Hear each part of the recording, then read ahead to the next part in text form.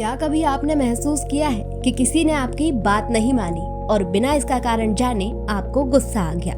किसी ने आपकी आलोचना कर दी और उसकी बातों को बिना परखे आपको लगा कि उसने आपको बेइज्जत कर दिया। लेकिन जरा ठहरिए, हर वो बात जो आपको नागवार गुजरती है आपके क्रोध को जगाती है। क्या वो सच में आपके स्वाभिमान को ठेस पहुंचा रही है या फिर वो आपका अहंकार होता है जिसे खुद की कमियां जानना या सुनना अपमान सा लगता है? आचार्य चाणक्य ने कहा था, मनुष्य का सबसे बड़ा आभूषण उसका स्वाभिमान है, पर उसका सबसे बड़ा शत्रु उसका अहंकार। लेकिन सबसे बड़ी विडंबना ये है कि ज्यादातर लोग पूरी जिंदगी इन दोनों के बीच का फर्क ही नहीं समझ पाते।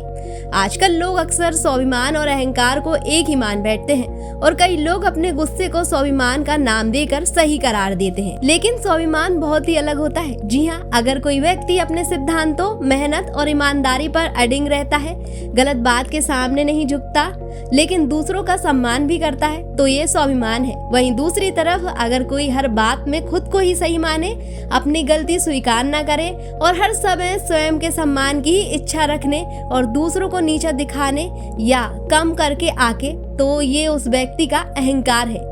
वहीं इसे लेकर आध्यात्मिक गुरु ओशो भी कहते हैं, स्वाभिमान भीतर से पैदा होता है, जबकि अहंकार हमेशा दूसरों से तुलना और ईर्ष्या की भावना से। और जिसे खुद पर भरोसा होता है उसे खुद को साबित करने की जरूरत नहीं पड़ती। रोजमर्रा की जिंदगी में भी ये फर्क साफ दिखाई देता है। ऑफिस में अगर आपकी मेहनत का श्रेय कोई और ले जाए और आप शांत तरीके से अपना पक्ष रखे तो ये स्वाभिमान है। लेकिन छोटी सी आलोचना पर रिश्ते तोड़ देना अहंकार की निशानी हो सकती है। घर में मतभेद होना सामान्य बात है, लेकिन सम्मान के साथ अपनी बात रखना स्वाभिमान। पर हर बहस आपसे ही शुरू है और हर बार आप खुद को ही सही साबित करने में लगे रहते हैं, तो यह अहंकार है। तो अगली बार जब कोई आपकी बात से असहमत हो या आपकी आलोचना करे तो खुद से जरूर पूछिए, क्या मेरे स्वाभिमान को चोट लगी है या फिर मेरे अहंकार को? क्योंकि स्वाभिमान आपको सम्मान दिलाता है और अहंकार वही सम्मान धीरे धीरे आपसे छीन लेता है। ऐसी ही जानकारी के लिए हमारे YouTube चैनल को सब्सक्राइब करना ना भूलें।